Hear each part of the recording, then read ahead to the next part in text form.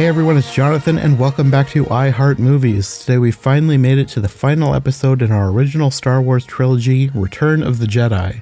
Joining me for this episode is, of course, Nicki from Trivial Theater, and just as a heads up, in case you notice any dated references, we recorded this episode back in May and it kept getting delayed, so we made several references to things that had yet to come out, which by this point came out ages ago. Just wanted to mention that up front because I know some of you will notice. Anyway, this is going to be a long episode, so let's just get right into it. And may September the 4th be with you. That'll make sense when you get to the end of the episode. Okay, Return of the Jedi, the big finale. A movie amongst movies, and actually my first movie in the Star Wars series. Oh yeah, I forgot. You told me you started with this one somehow. Yeah, well, they used to... I'm dating myself so much. They used to show them on cable over between Christmas and New Year's. It wasn't like 24 hours a day, 7 days a week, but it was just like, it was, oh, they're doing the trilogy this day and then they do it that day. Actually, I think over Christmas they did, or one of the days leading up to Christmas, they did actually do like a full 24 hours of Star Wars. I was flipping through the channels and I ran across Return of the Jedi, stopped, was enthralled by that, had absolutely no idea what was going on. And then I think I sat through A New Hope and then Empire. My memory of this movie is that I watched it with the others, like in succession, like we borrowed all of them like at the same time. To. Yes. Yeah. And at the time, and maybe even now, this one was my favorite of the trilogy. I could see that. And I think with the original trilogy, it depends on where you're coming from. Like, I'm a big fan of like dark and kind of that, so Empire is very like special to my heart. But Return of the Jedi is one of those. It was the first one I ever saw, and it's an ending of the series or of that trilogy. It covers a lot of ground, it ties up loose ends, but it still offers more questions, and it's got a lot of good. Yeah, I think for me, I like a happy ending, and that's probably why it ended up being my favorite. But also the whole first act in Jabba's palace, like I said, I love the creatures, and that scene is just packed with creatures. So that's another reason why it's one of my favorite things of Star Wars. Understood. Now, you had mentioned that the first time you saw this was the 97 like re-releases. Did you ever see the stuff that came previous to that? No, I've kind of looked around. I've never seen the originals. So I don't know what I'm missing out on those. The one thing that's really standoutish to me, at least for Return of the Jedi, is the music number in I've Jabba's read about palace. that, and I've heard a clip of the old song, and I liked it. It's very different. It was sort of like more of the time, like of the 80s. Very much so. Well, that and the end song as well, like when they're celebrating. But and I'm trying to think of the names. Size Noodles, the amphibian. The new one is called Jedi Rocks, and the old one was called Lapti Neck. I wrote it down. Let me flip through my notes. Okay. Well, I just meant the people that were performing it. So you had the kind of amphibian lady. I think her name was Snice The Noodles. one with the long lips. Yep, and then you had the kind of screaming teddy bear guy. His name is Joe Yowza. That makes sense. And like that was he's a Yuzum. Oh well, I mean, there you go. Yowza he from is my Yuzum. least favorite of all of the aliens. I hate that guy. Yeah, and there's on his Wikipedia page, it said that everyone there hated him too, except for Jabba. I can see why.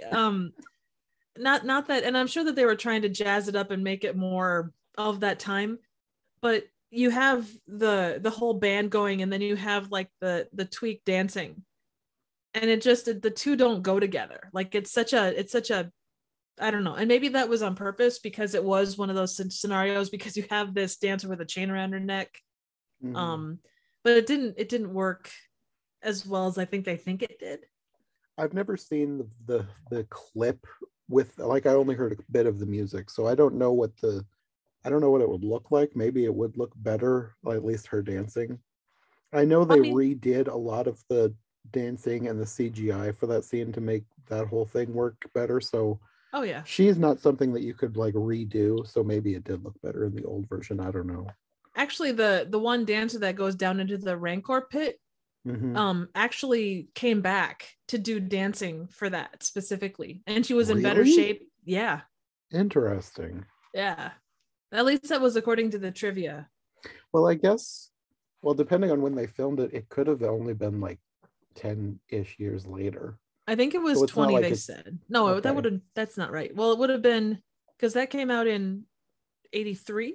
I think so. I think so. And yeah, it came out in 83. And this would have been probably 96 or so, 95. So So between 10 and 15 years later. yeah, exactly. I read the trivia on it, but it was definitely some time between the two. So if you're talking like 82 to 96 or something like that. Mm-hmm. And not to say that the original band routine wasn't like, Oscar winning by any stretch, Mm-hmm. but it kind of fit more what else was going on in the scene. But I mean, Mm-hmm. for the time, and they were trying to update it and all that stuff. So It's one of those things where I wish that they would re-release the original, just not like to make it so that this is the original and this is canon again, but like I just want to see it just to know what it looks like. understandable. I know that somewhere in my possessions, I'm sure there's a VHS like dub of one of them at least, but it's a matter of digging it out and all Mm-hmm. that. So Well, anyways, that's kind of skipping ahead a bit, so let's go back to the beginning. yes. So the opening crawl, it tells us that Luke is on his way back to Tatooine to rescue Han from Jabba, and that the Empire is working on a second Death Star. And it opens with Darth Vader's shuttle arriving at the second Death Star, and he's like chewing out the guy, telling him that they're not going fast enough, and the Emperor's on his way. And the guy's like, oh, "We'll double our efforts." And just it's such a like a middle manager, the way he says it.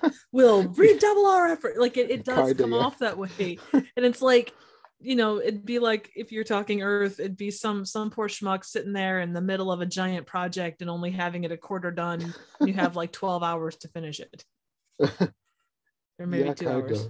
kinda. I think the Empire in some way does sort of lean into that middle management type thing in Oh yeah. different various expanded media. Oh yeah. You And kind that's of get definitely more of that's that. that's definitely the way that it comes off. Like it comes off as like a giant corporation of people that are sent up the way because they kissed butt more than Mm-hmm. actually having the talent for the position.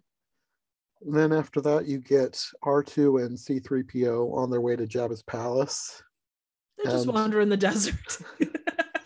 kind of a throwback to the original movie. Very much. And this thing kind of cracked me up because you have them approaching the door, and C3PO just like gently goes tap tap on the door. There doesn't seem to be anyone here. Let's go tell Master Luke. I do wonder what the overall plan. Like, obviously they're infiltrating as they go, but there just doesn't seem to be any rhyme or reason to the way that everybody comes into it. I think that they told R2 the plan and then left C3PO in the dark. That's probably the best plan because his ability to freak out, like classic. Because there's so much that happens that R2 seems like he's in on, and then C3PO is like, what? Like him getting sent there, and he's like a present for Jabba. He's like, nobody told me this. But yeah, you have the eye stalk droid that comes out, and I like his voice. I don't know what he's saying, but I like the sound of it. Oh yeah. Well, it kind of harkens back to Wizard of Oz, like the one guy that sticks his head out Oh at the yeah, Emerald kinda. Castle or the Emerald Palace, or no, Emerald City. I could think straight, it'd be great. Sorry. No, yeah, I never thought about that, but yeah, it is kind of similar. Only you can actually understand what he's saying. Yes. And he's not just a single mechanical eyeball. Yeah, and you have that it says something and then retracts, and then you have C3PO again. I don't think they're gonna let us in. We better go. It's like he doesn't want to be there or something. Yeah. And then they actually do get in. You have the Gamorrean guards and Bib Fortuna, the ugliest Twi'lek in the entire world. or galaxy, I guess. In But this case. he's so suave though. Okay. I don't know. He has the I mean, grossest fingernails. yes, he does. Yes, he does. And I don't know if this is funny to anybody else, but I feel like when we were kids, that sometimes there would be like quotes that would just stick. And I feel like one thing from Bib Fortuna, we don't even know what he's saying, but it sounds like he says Yowana Wanga. And He I feel like does. we He said, totally does. oh, like no idea what that even means, but we repeated that a bunch of times. Yowana Wanga. But that's a lot of the dialogue in this. Like, the trivia was talking about the different things that everything was based on. Like the Ewoks, I think it was 2 or 3 different languages that it pulled from. Jabba pulled from something. It's kind of everything was based on something else. But like half of the things that they say, it's like all of a sudden, Wicket will go like wahooey or something like that. It's just like, well, that's clearly not whatever language. And Yeah, I don't think, well, like for what is it, Huttese or whatever the yeah, language that Jabba Huttonese. speaks. I don't think this is a case of like Lord of the Rings where they just made up a working language. I think they just kind of make it up as they go. Oh no, 100%. It's kind of like I remember seeing a thing on the Minions from Despicable Me, and they were talking about how it Oh was a yeah, mixture of like French, English, and just like gibberish. nonsense. Yeah, basically. Yeah, this is probably similar because there's stuff in there like, and I didn't even I had forgotten that it was in this. Going back to Phantom Menace and Sebulba, um, when Sebulba says, what is he? I don't remember who he's talking to, but he calls somebody Bantha Poodoo, Yep. and like That's repeated here too. yes, and I didn't remember that it was in this movie. It's said with other things that Jabba is saying, and it just kind of blends into the other words. But when watching that as a kid, it was like he's clearly calling him Bantha Poop. Oh, and that's just And that's not, rude. it's it's supposed to be Bantha Food. Bantha Fodder is the translation.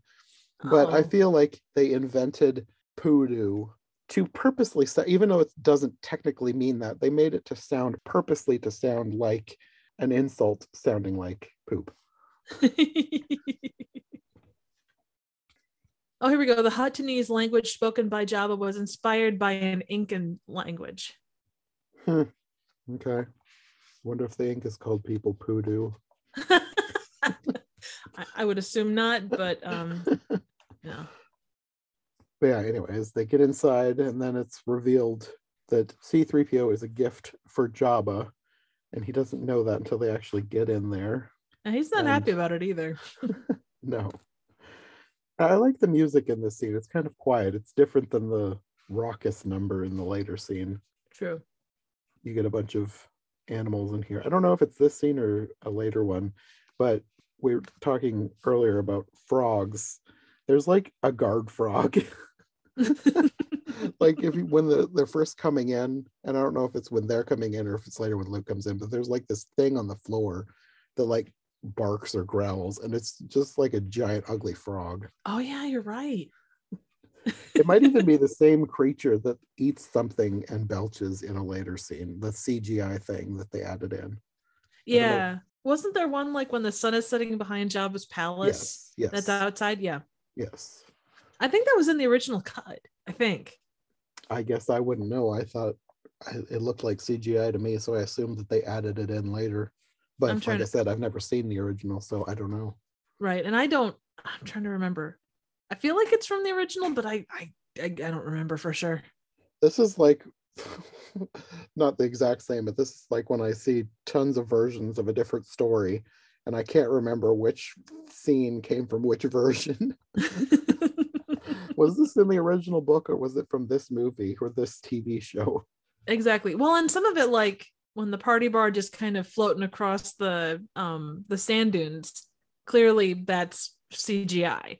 But then you get other stuff like that, and it's like, well, it could be, it might not be. So for the most part, I think they did a pretty good job integrating the new scenes, especially in scenes like that.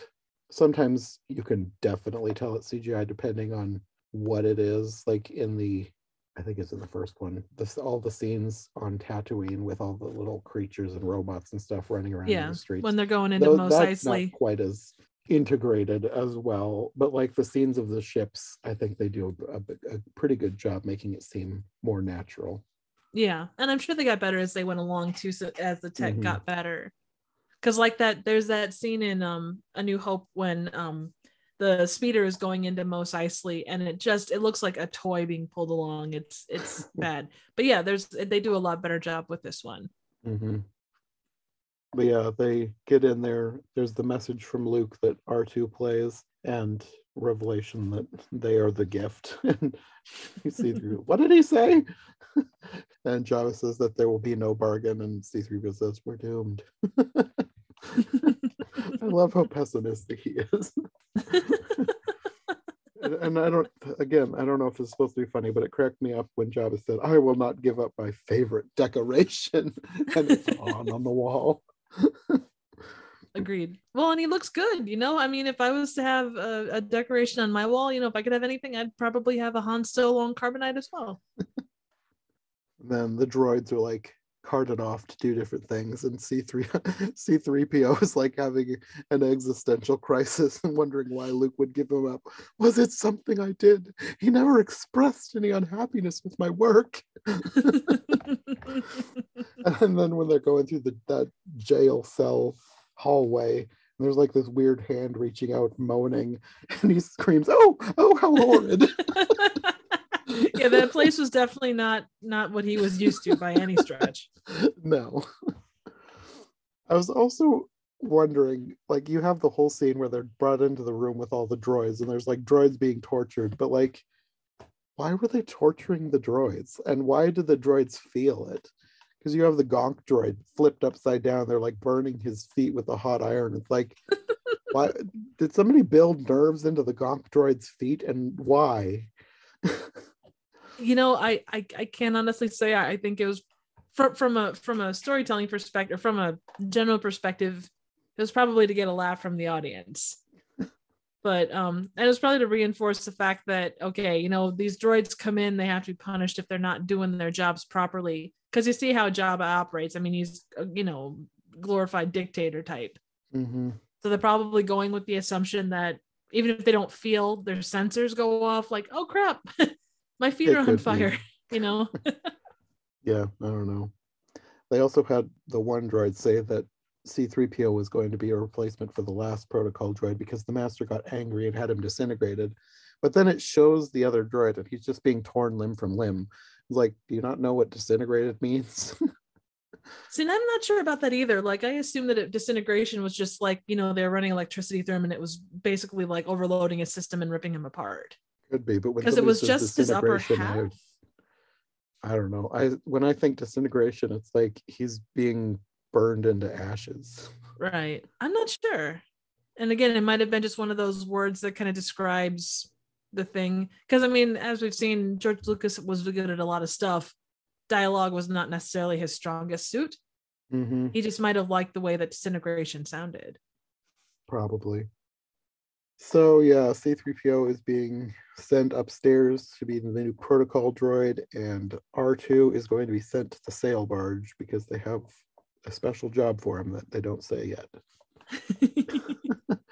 And then you back upstairs, you have the Max Rebo band and all the dancers, and you get another frog. There's this frog thing playing an electric harmonica guitar thing. Star Wars loves frogs, apparently.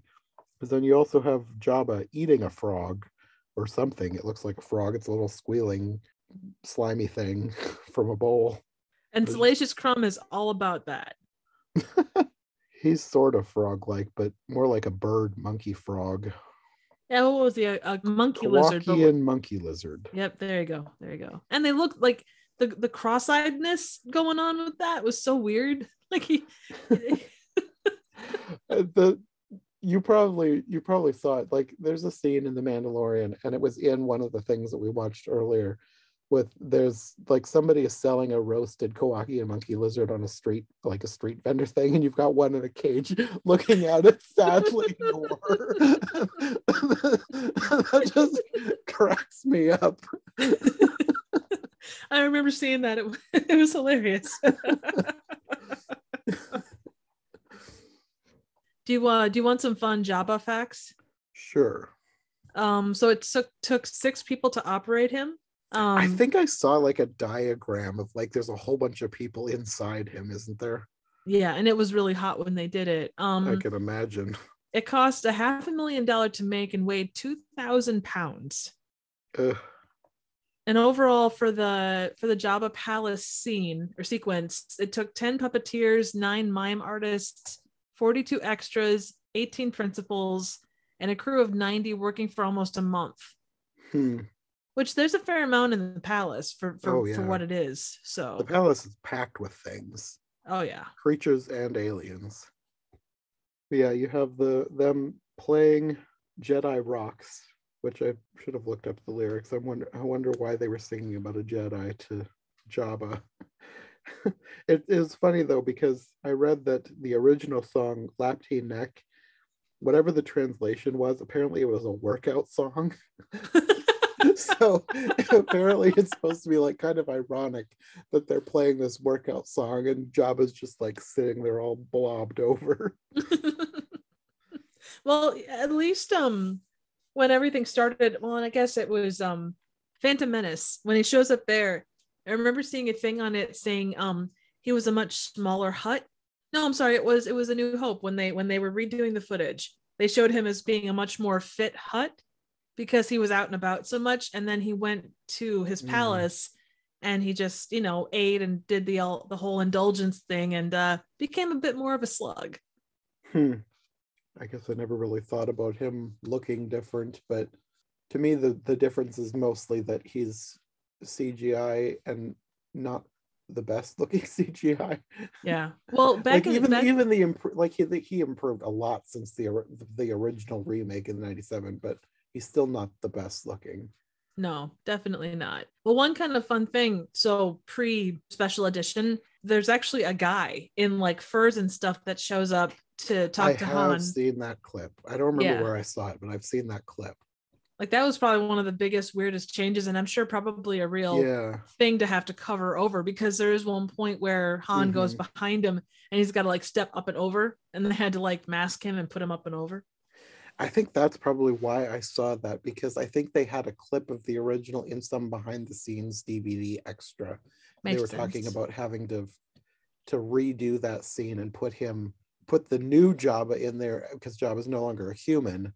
But they were like, but Han walks behind him. So what do we do? Oh, let's just make it so he stomps on his tail. Yeah. And then this one thing, when they redid it, they added some cheeky bits. It was played a little bit for humor. Because Jabba makes like a squealing noise. Yep. Yeah, during this whole scene, you have the Twi'lek Ula dancing around, and she gets dropped into the Rancor pit, but you don't see what it is. You just hear her screaming. And there's bones everywhere. Yes. Ooh, and the diet or the whole platform thing moves forward, so Jabba doesn't have to get down. Yes, and he can like move it around, so like if he wants to watch somebody being eaten, he can just move it back and have a show. Exactly. And the Rancor's growls came from a dachshund. I mean, dachshunds are their bark is worse than their bite, no doubt. It's kind of funny that the noises are made by what's basically someone's pet. And then you find out that the Rancor is also basically somebody's pet.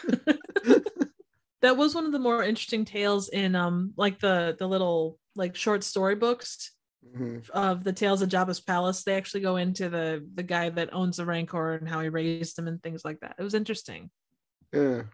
I mean, you could tell that there was something going on because he's like crying and there's the other guy trying to comfort him.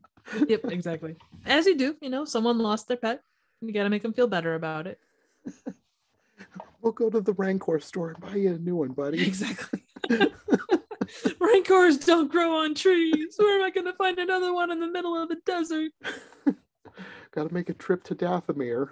Yeah, exactly. That's halfway across the galaxy. It's going to take months.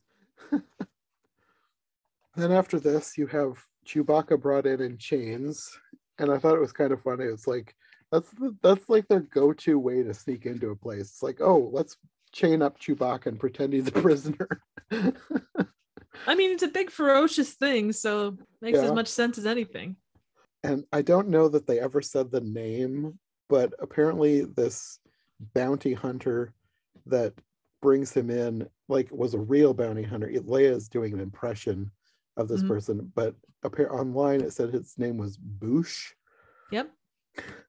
Oh no, wait, is it interesting Boush? name? I thought Boush was Boushh. I think Boush is the big lizard guy, isn't he? I think the page I saw said his name was Boush. Oh, he's Ubanese. Okay, that's where I was screwing up. Okay, never mind. The place he's from he's a Ubanese. So species is Ubanese. For some reason, I thought his name was Ubanese. What creature did you think was named Boush? Let me look it up here. Let's see. Bossk. Bossk. Basically, he's got a lizard head. I know who you're talking about. Yeah. Trandoshans. Mm-hmm. Yeah. It's kind of looks like a velociraptor, like a T-Rex or something. Yeah, I know what you're talking about. There's one in The Bad Batch, the sequel series to the Clone Wars. She's like their main informant. She's the one who sends them on missions. Oh, okay. Anyways, Boush comes in and there's a reward for $25,000. Boush wants $50,000. And they want to know, why do you want $50,000? Because he's holding a thermal detonator.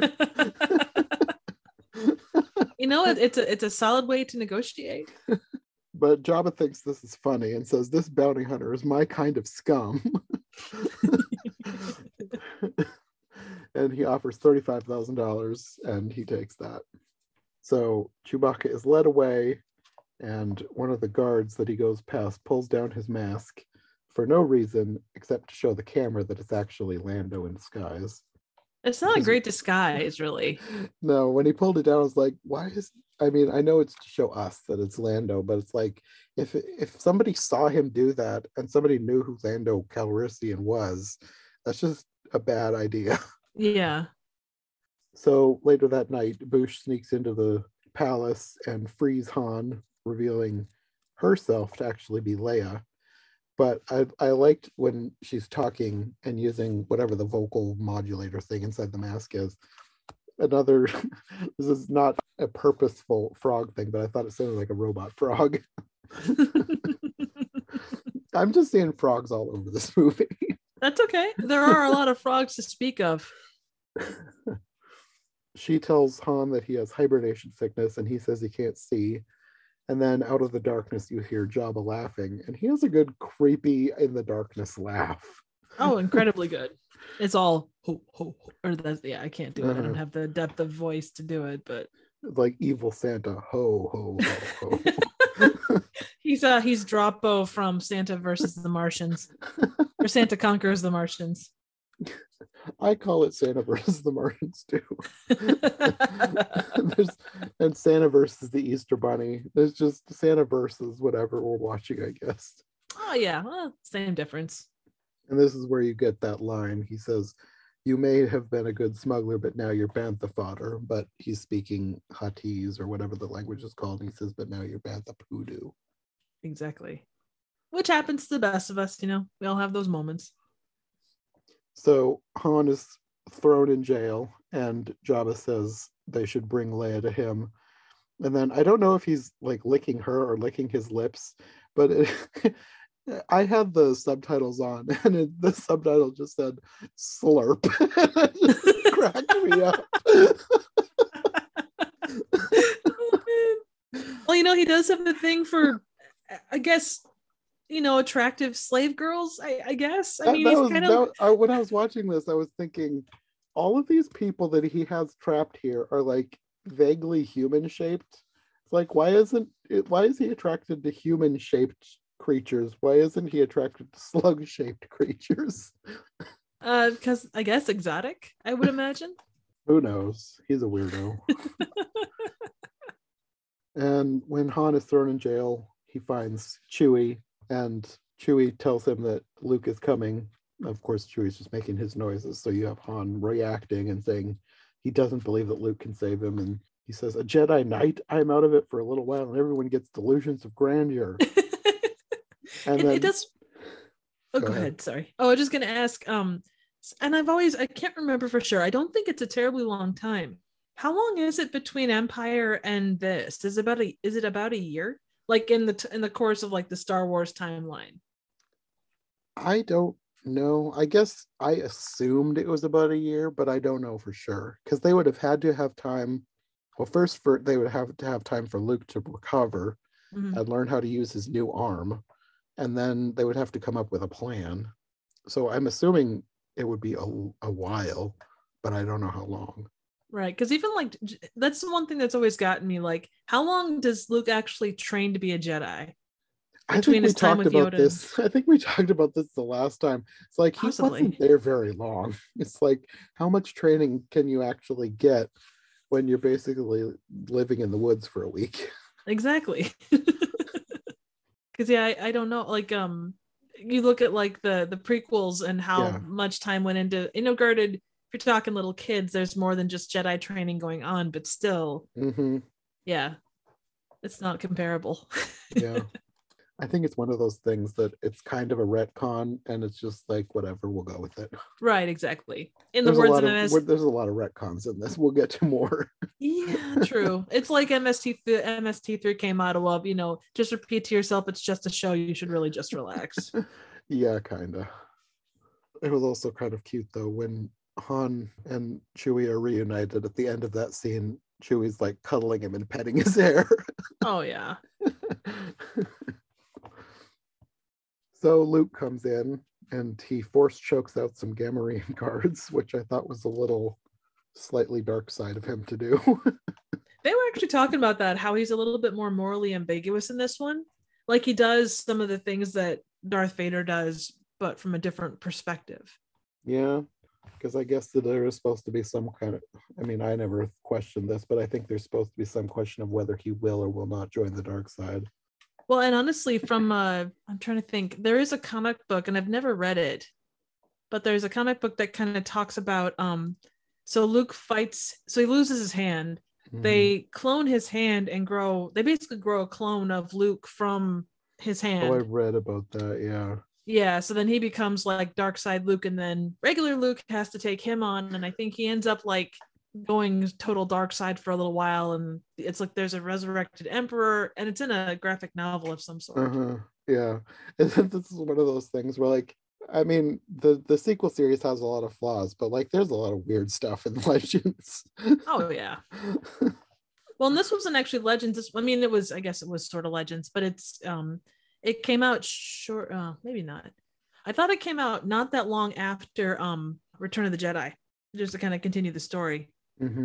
But yeah, because from what I've read, the idea of the Emperor having a cloning contingency plan is not a new thing.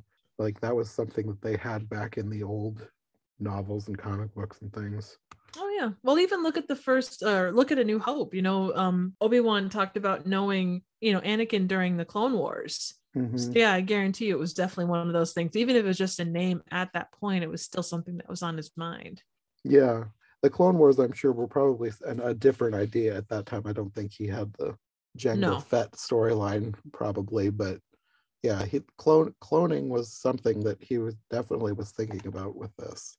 Oh yeah. Well, and if you take any kind of science, look at Jules Verne talking about the many things he did back in the day. So there's always that kind of forward pushing, even if it's just down the way further in science fiction.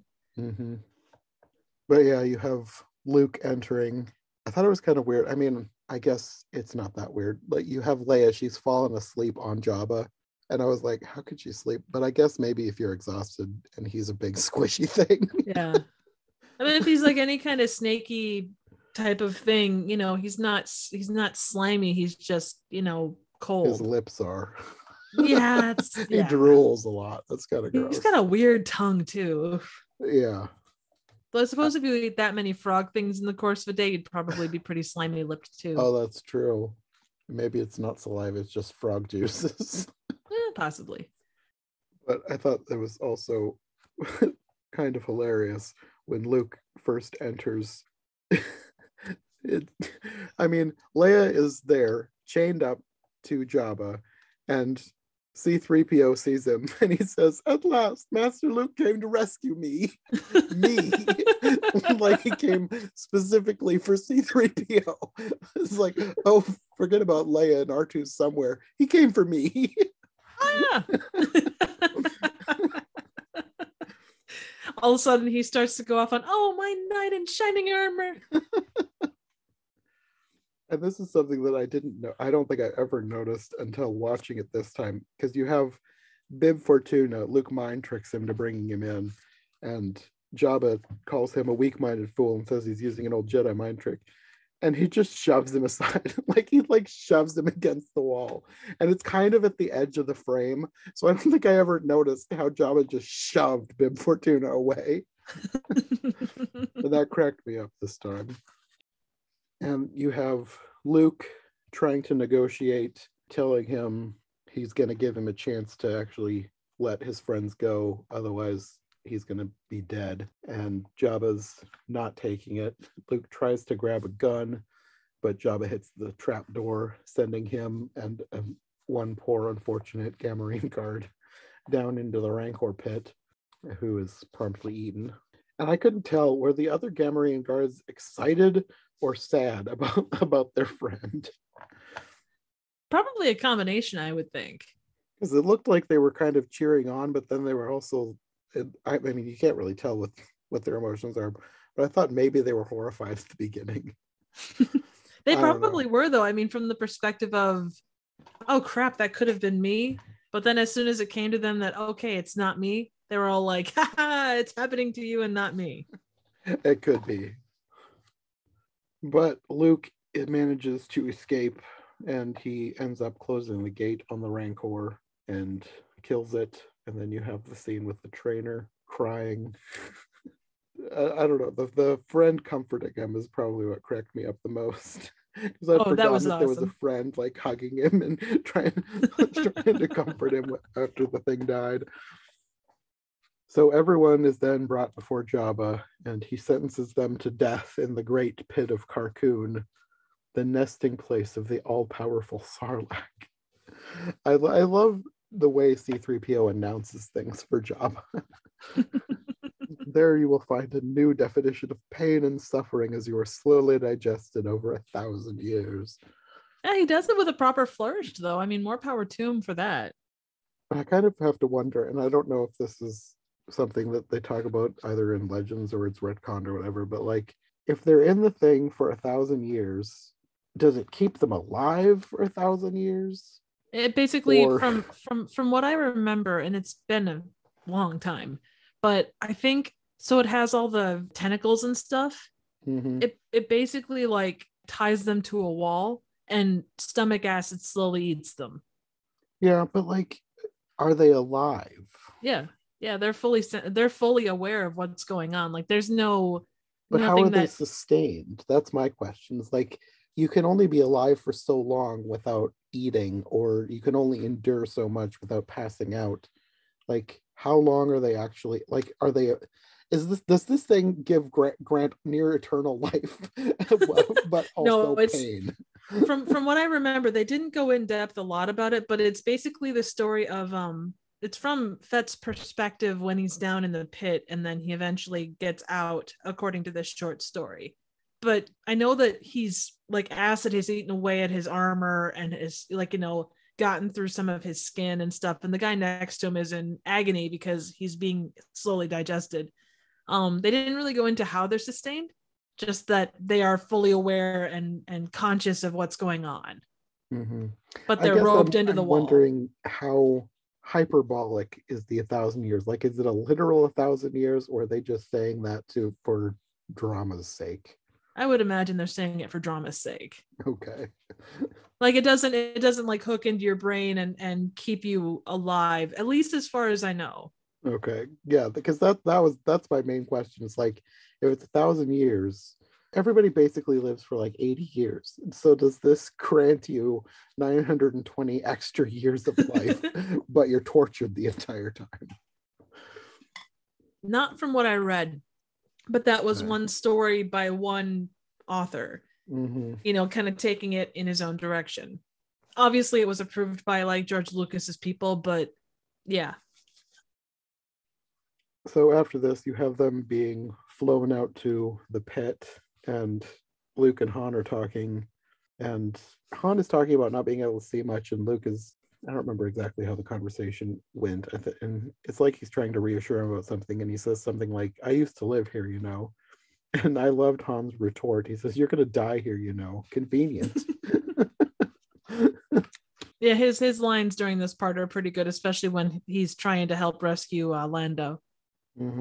Okay, I'm not seeing a dark. No, I'm sorry. That's when they're riding out. He says, I'm no longer seeing a dark blob. I'm seeing a light blob. Yeah. And Luke says he already has everything arranged, and he's just stick close to him. And like, how would he even be able to do that? He can't see anything. Just follow my voice. Exactly. Then you're on the sailing barge with 3PO, and he finds R2 serving drinks. I would get myself an R2 unit just to serve drinks. I think that'd be pretty awesome. Yes. Then you get another good line from 3PO as they arrive. He says, victims of the almighty Sarlacc, His Excellency hopes that you will die honorably. But should any of you wish to beg for mercy, the great Jabba the Hutt will now listen to your pleas. And then another line from Han, 3PO, you tell that slimy piece of worm-ridden filth that he'll get no pleasure from us. And he turns to Chewbacca, right? I was really hoping he would call Jabba a scruffy-looking Nerf herder. You probably need to be a little bit more fit to herd Nerfs. Oh. And then Luke tells Jabba that this is his last chance, free us or die, and then everybody starts laughing.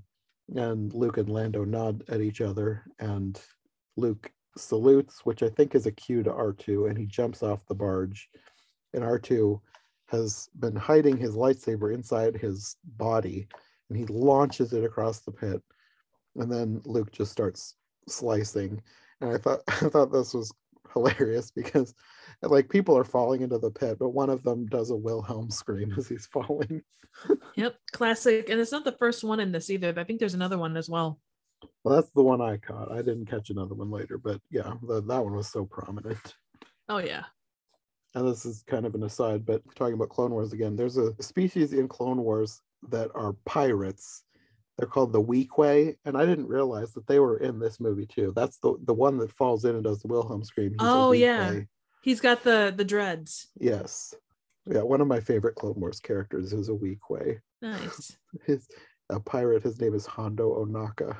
He's hilarious. Nice. Yeah, I'm trying to think in the Legends books that I remember. Anytime you had a Weequay, they were like basically muscle for whoever. That makes sense based on this scene, but any other time that I've seen them, they're pirates. Nice. And usually Hondo is their leader because he's the main one that they ever meet with. Like he's one of those characters that, depending on the story, he's either a source or he's an antagonist because he has no obligation either way.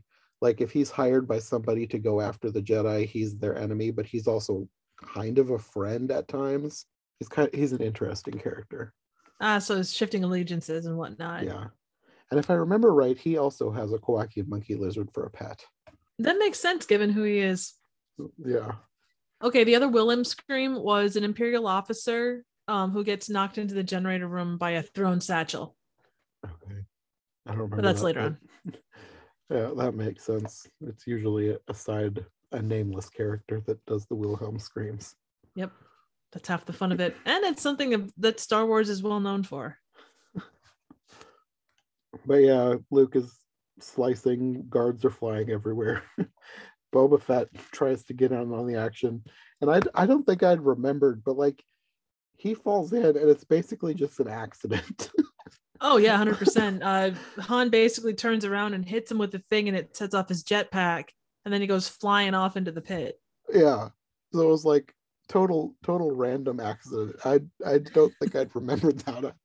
I don't remember what I thought happened, but I did not remember that it was just an accident. Oh, and there's over the course of time, there's been a lot of people that were very upset over how he went out, because he was such a notable character and such a, I guess for lack of a better term, such a badass. And he kind of just like went out on a fluke. You're talking more about legend stuff, right? Because like in the No, movies, well, I mean, when he shows up in Empire, he's this big presence and such. mhm, And then he kind of just gets taken out. It'd be like like, not that he's like Iron Man, but he's kind of got that, like, he's just one of those characters over time that was built up as a character in people's minds. Like, people look at the trilogy, and Boba Fett is just one of those characters that just, he's mhm. got the attitude, and he's got just the, even though he'd never said much, never did much, just one of those guys. That's probably why he never stuck out to me much, is because he never said anything. Yeah. Because I didn't give him much thought as a main character until I saw the prequels. Like, and then you realize that he's the little kid and Django's his father, and then he became more of a real character to me. But like Understandable. in watching the original trilogy, I didn't think of him as more than just one of the bounty hunters. Yeah, but he was the bounty hunter that got Han Solo. Yeah, that's true. And then in all the confusion, you have Leia smashing the control of the barge and then climbing over Jabba, choking him out with her chains. I was kind of wondering, and I know this is like years before like the Me Too movement, but knowing what I've heard about like Harvey Weinstein, it almost felt like Jabba was supposed to be Harvey Weinstein.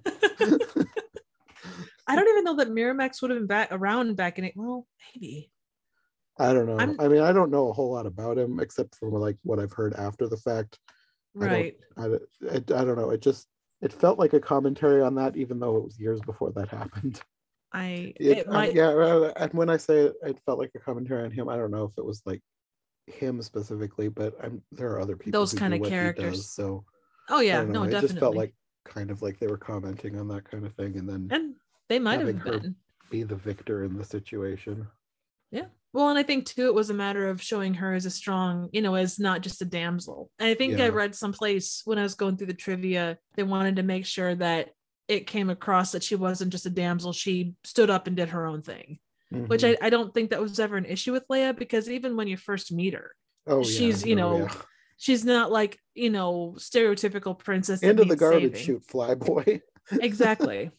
And that's what makes the original trilogy so good, is those characters are multidimensional. She can be delicate but also strong as a Hmm. character. Yeah, And being the only the only notable female in the that's majority true. of this series, you had to be. Yeah. Through this whole thing, I also had the thought the Sarlacc is probably eating better than he has in years. Oh, Because they're absolutely. just like people falling in right and left.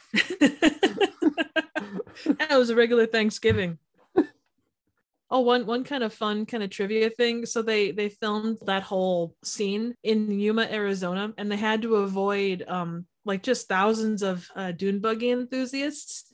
But to protect Mm, secrecy, the producers claimed to be making a horror movie called Blue Harvest. They even had like shirts and hats and stuff for the crew. hmm.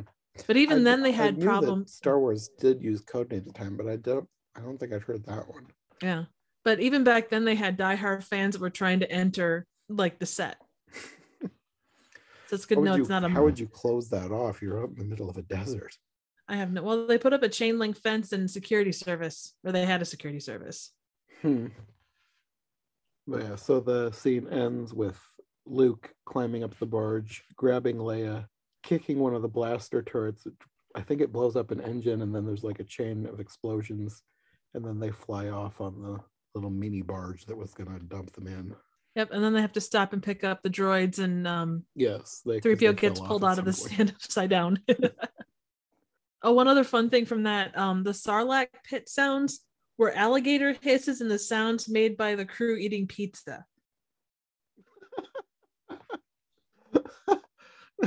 Okay. I wonder if it was pepperoni or sausage or like, I don't know, Hawaiian.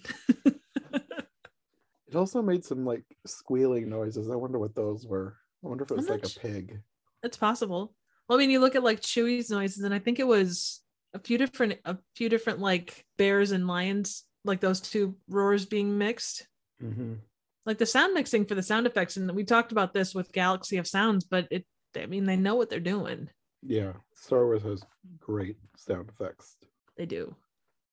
So after getting off of Tatooine, Han, Leia, and 3PO go on the Millennium Falcon. They're going to go rejoin the Rebels, and Luke and R2 take an X-Wing back to Dagobah to see Yoda.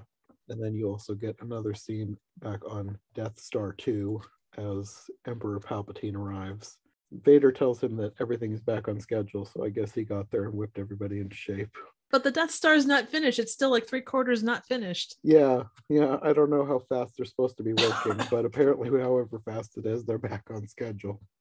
Well, that's good. And he wants to go look for Luke, but Palpatine says that Luke is going to seek you out. He wants him to wait, not go out. I mean, Palpatine's main man is Vader. I'm sure he wants him by his side. So Luke gets to Dagobah, and Yoda has gotten sick while he was gone. And then you get a whole bunch of iconic Yoda lines in this scene. When 900 years old you reach, look as good you will not. I love like throughout. I love how cheeky Yoda is. Like just yes. It doesn't I mean, and even like with the new movies, I know that there was a lot of stuff surrounding how kind of flippant Yoda was, when he sets everything on fire and stuff. And it's just like, he wasn't like a respectful teacher. He was Yoda. What were you watching where he was actually like not, a little goofy and a little bit not, he didn't take things 100% serious. He wasn't Qui-Gon Jinn. Yeah, he was wise but still mischievous. Yeah. That's why one reaches 900 years old, because he's mischievous. Look at Qui-Gon Jinn, He would not have been killed by a lightsaber had he, had more of a sense of humor. That's speculative, of course, but Mm-hmm. And I don't know if this was supposed to be a funny line or not, but I mean, it was sort of bittersweet knowing that he's dying, but it also was slightly funny. He says, "Soon I will rest, forever sleep. Earned it I have." I'm thinking it was meant to be poignant, but because you can't tell, I think that makes it all the better, because it is Yoda. He is, he's kind of ambiguous, like not in a good evil way, but just what he says could be taken multiple ways depending upon how you look at it. Mm-hmm. And then back to the whole discussion of like how much training he gets. He says that Luke doesn't need anything more from him. He has all he needs. And I was like, really? And Luke says, "Then I am a Jedi." And then Yoda starts laughing and coughing at the same time. And he says, "Not yet. One thing remains. You have to confront Vader, and then you'll be a Jedi." Yeah. And then he asked if Darth Vader is his father, and Yoda's like, "I need to go to bed now." Rest. Yes. He says something like "rest I need" or something, but Yep. like I don't want to answer that. Exactly. You're going to confront me about this while I'm dying. Well, thanks. I do wonder though, when he talks about you have what you need to do this. Like, you could teach him all this other great stuff, but for the task at hand, to be able to do the not the bare minimum, but like the basics, Mm-hmm. he has the knowledge to grow accordingly. Or it's like, teach a guy to, get a guy a fish, he'll eat for a day. Teach a guy to fish, and he'll eat his whole life. Yeah. It's probably like he knows the basics of fishing, but he'll learn how to be a better fisherman the more stuff he does. With experience, yeah. Yeah, because like his whole thing was he wants him to go confront Vader, and then he'll be a Jedi. So like that's probably like the ultimate experience. Exactly. I mean, he's kind of tossing him into the deep end though, because his lightsaber technique, at least from what happened on the barge, it's really not that great. Yeah, no, that's kind of like all of the lightsaber fights in the original trilogy. They're just kind of like basic sword fights. Yeah, They very much don't so. have like the choreographed finesse of the prequel trilogy, Yeah. And but, you know, had you which is not, fine, but yeah. yeah, no, absolutely. I mean, had the prequel trilogy not happened, you would have looked at that and went, "Oh, that was great." Because it Yeah, would have fit what was done in the 80s, 70s and yeah. 80s. And really, the people doing the lightsaber fighting are either old or inexperienced. Yeah. So you Or a can't really giant, blame them. true, or having a giant helmet on that makes it difficult to see what you're doing. That too. But he also falls under the category of old. Yes, that he does. They aren't exactly Ray Park. Yes, he's not 900 years old, but he's still old. Hey, Yoda was pretty spry, let's be Yes. honest. Even at like, 800 years old or 850 or whatever. I loved his lightsabers. I don't know how other people felt about it, but I loved all of his lightsaber scenes. I thought that was the best. And they were okay. They weren't my favorite, but like when he puts the lightsaber away, pulls out his cane and walks away. Mm-hmm. It probably helped that I saw them like before I had seen like lots of other movies. So at the time, that kind of stuff was still like Oh no. mind blowing to me. And it So was it was great. Like I remember when they were like, "Oh, Yoda's going to take on the Emperor." It was that case of, "Wow, we're going to see Yoda, in a not puppet form." mm-hmm. And I think they did fine with it. Like they did what everybody else was doing, but being that it was a completely CGI character at that point, it was kind of you could see it and go, "Wow, that was cool," but it was also, Yeah, this isn't the Yoda we know, kind of a thing. I could see that. I think to me, at the time I don't think I cared as much, That's and fair. I will say that even though like I am a proponent of like practical effects, you almost always look the best. If you They've changed it now, but like the puppet they used in the Phantom Menace to the CGI in Attack of the Clones, I want the CGI in Attack of the Clones. I had the puppet in Phantom Menace was horrible looking. I thought it Yeah. was so ugly. It's Yeah, like that they is not Yoda, that is a gremlin.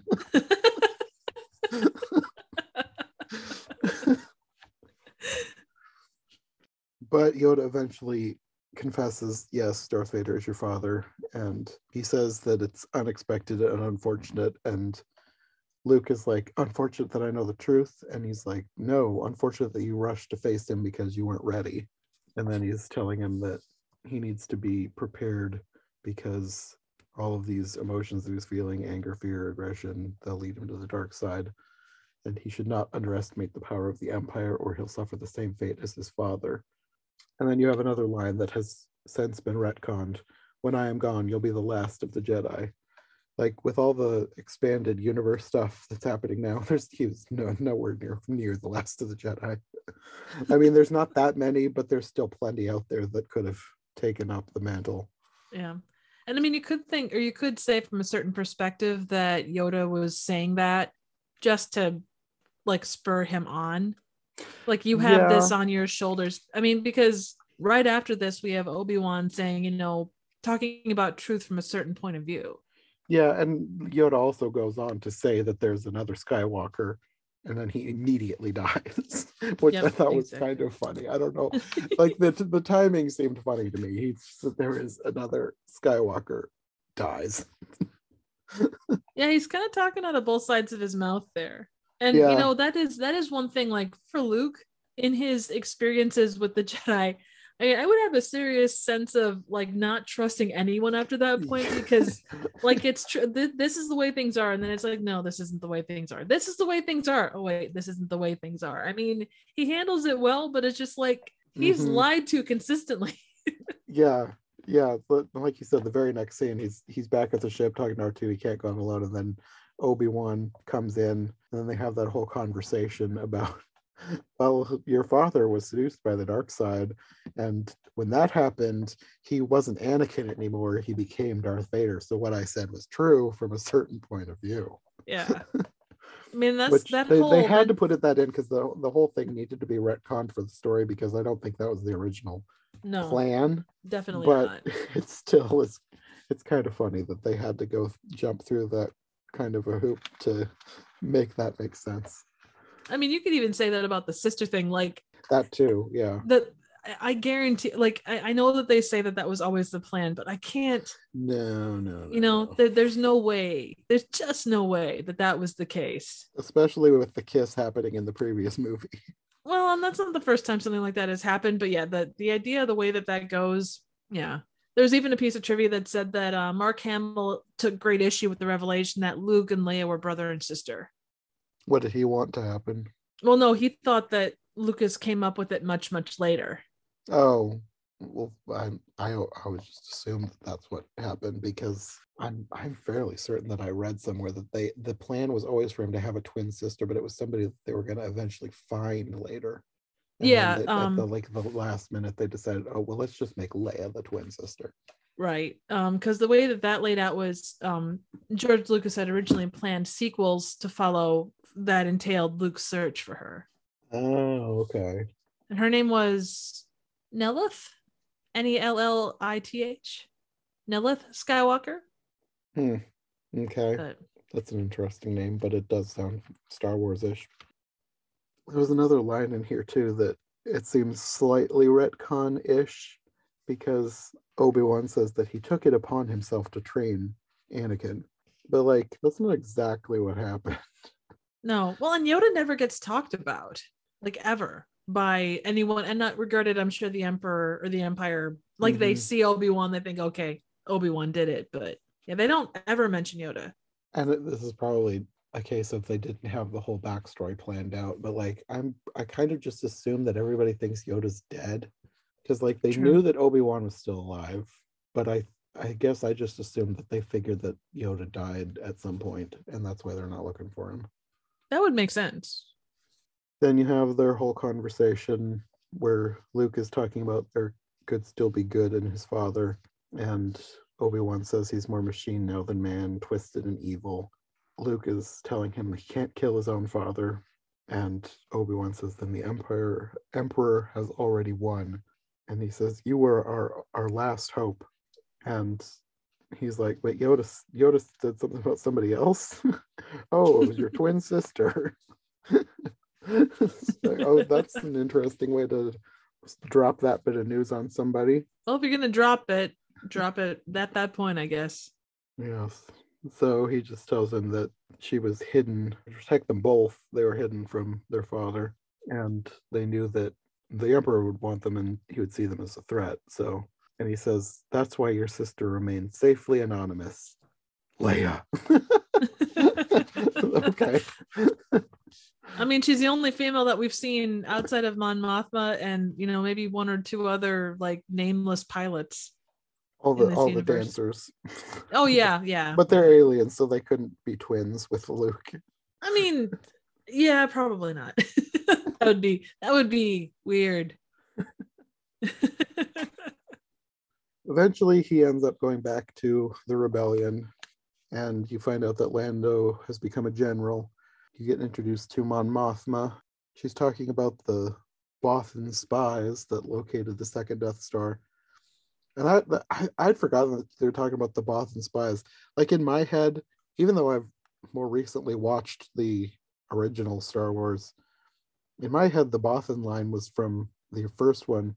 And I always wondered why there was no Bothans in Rogue One. Because like Bothans are like, aren't they like some kind of rodent thing? They're kind of they always were described that way, like a little bit rodent, a little bit teddy bear-esque. Okay. For some reason, for the last few years, I've wondered to myself, like, why didn't they put any Bothans in Rogue One? But then I watched this, and she said that line here. I was like, oh wait, I'm the one who's wrong. There was never supposed to be Bothans in the Rogue One storyline. Yeah. Well, and I think they were pretty heavily punished. At least, like, if you look at the Legends books, they were like, the planet was heavily punished for their spies going after or giving that information. So that could also she has that iconic line, many Bothans died to bring us this information. Yeah, and that was that was built up over time. One works his way through politics to become pretty high up in government. Actually, I think he becomes the president of the Republic, or whatever it's called, the Republic or whatever, afterwards, because of New Republic, his, I think. Yeah, the New Republic, because of what he did during the war. So Anyways, the intel from the Bothans is first the location, but also that the Emperor himself is overseeing the final stages of construction. And the weapons are not operational, but there is a shield on the moon below protecting the new Death Star. So their plan is to take out the shield, and then Lando is going to fly in with his new squadron and take out the Death Star. And this is also where you're introduced to Admiral Akbar, because he and Mon Mothma are both talking about this stuff. It's a trap. And you, throughout this whole thing, it was kind of funny. You have Han talking to Lando, bantering back and forth about Han not wanting to be a general. He doesn't want to lead these people. But then you have the revelation that he's actually the leader of this secret squad that's going to go down to the moon and take out the generator. And then Chewie, Leia, and Luke all volunteer to go with them. There's also a little scene here where Leia sees that Luke is looking thoughtful or pensive or something. Sad. And she wonders what's going on. He says, "Ask me again later." It's like, it's a good just tell her now. Get this over with. It could be a good soap opera moment. It kind of, yeah. Well, it is a space opera, so. Very true. And while they're leaving, they're going to be taking like a stolen Imperial shuttle. So Han gives Lando the Falcon to lead the team down there. The space shuttle Tidarium. Yes. And you get some scenes with Emperor and Vader too. And they send their fleet to the far side of Endor to wait until called for. He tells Vader that the rebellion is about over and Luke will be joining them soon. You also have these purple robed guys with them who are like never named, never talked to. They're just there. And now I kind of wonder what their deal is, because I don't think I ever noticed them before. But they're like, they have really interesting clothes. It's like, did somebody they were like drawing some stuff and like, I want to make these. We don't have anybody in the story to wear them, so let's just like put them in this scene because I like these designs. I like it. So they're approaching and they're giving the code from their stolen ship. Han is like, it'll be fine, we'll be fine. Keep your distance though, Chewie, but don't look like you're trying to keep your distance. Fly casually. Chewie's like, he makes this very questioning roar noise. He's like, I don't know, fly casual. And Vader knows that something's up. He doesn't know what, but he knows that something's up. And I think he senses Luke at this point, but he tells them to let them in anyways. And he just says, leave them to me. I'll take care of them myself. Then they land and they're like trying to sneak around, but they accidentally alert these speeder bike troopers. And that goes into the iconic speeder bike chase. And I love the bike noises. Like, we're talking about sound effects, but like the sounds that the bikes make when they're flying through the forest is so cool. I was looking here, the point of view shots for the speeder bikes, so like when they're going along, was achieved by having a camera, like a Steadicam operator, like walk through a forest at normal speed, and then with the camera framing filming at 1 frame per second, and then it was played back at 24 frames per second. It gave the idea of flying at high speed.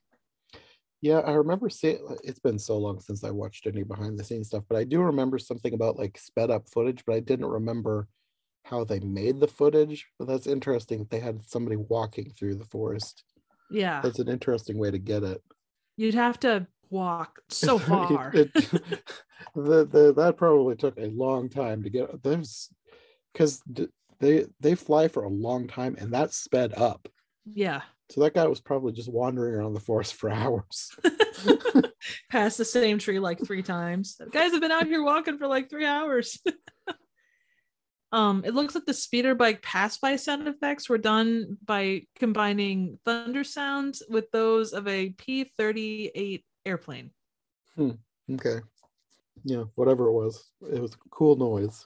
Yeah, it was very cool.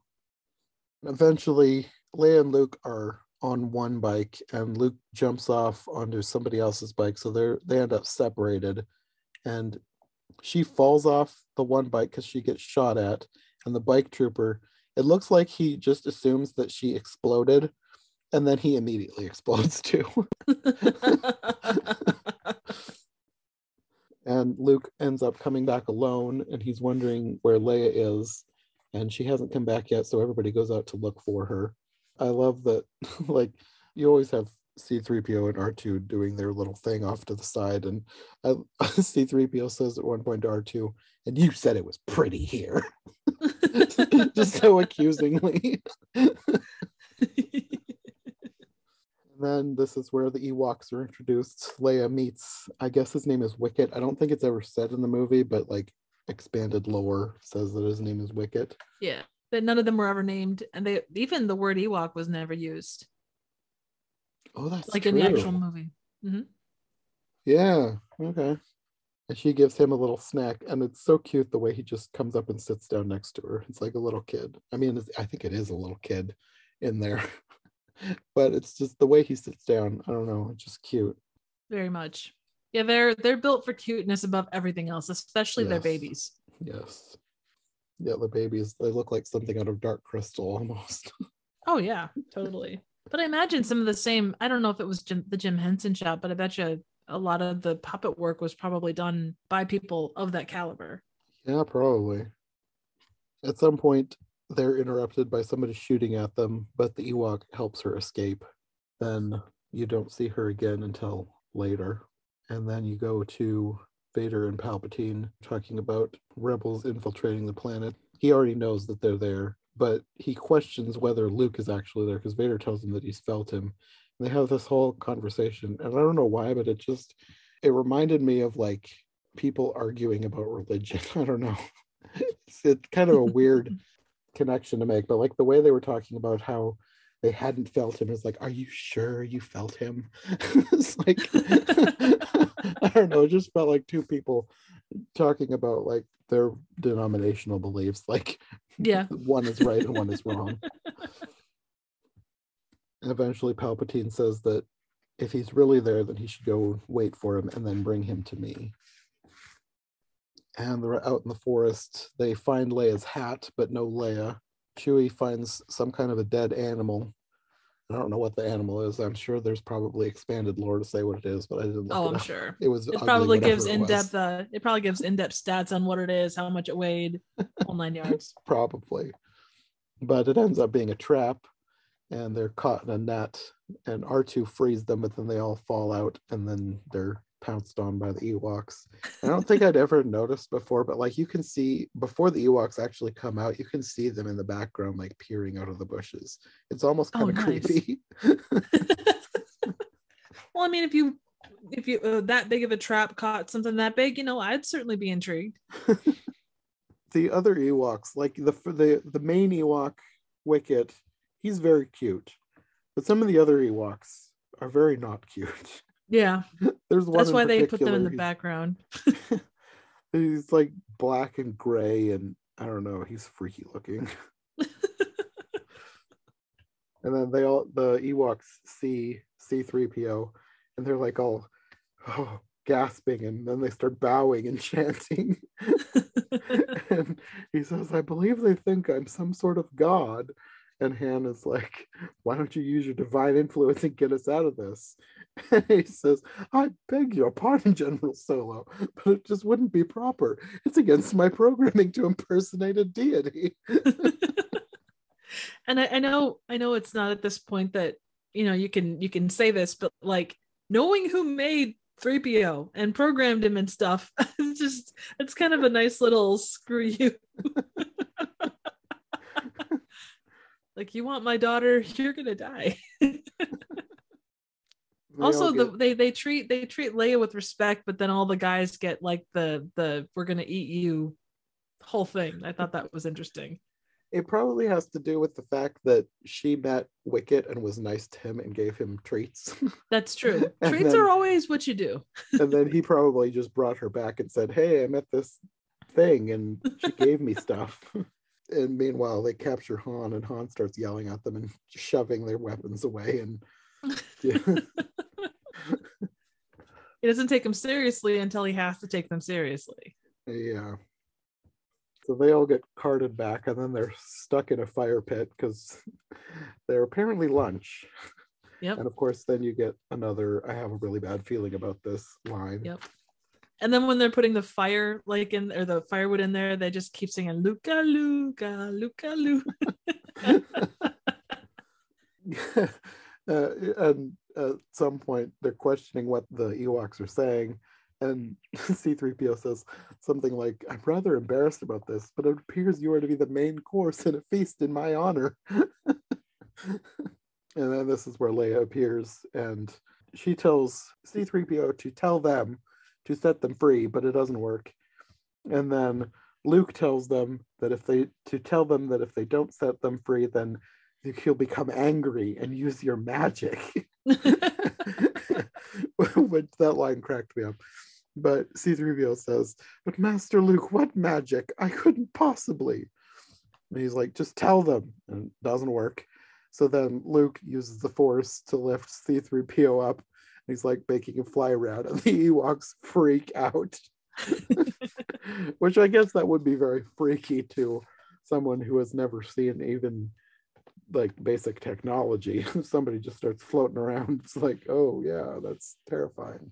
Absolutely. But C-3PO also thinks it's terrifying because he's screaming for help.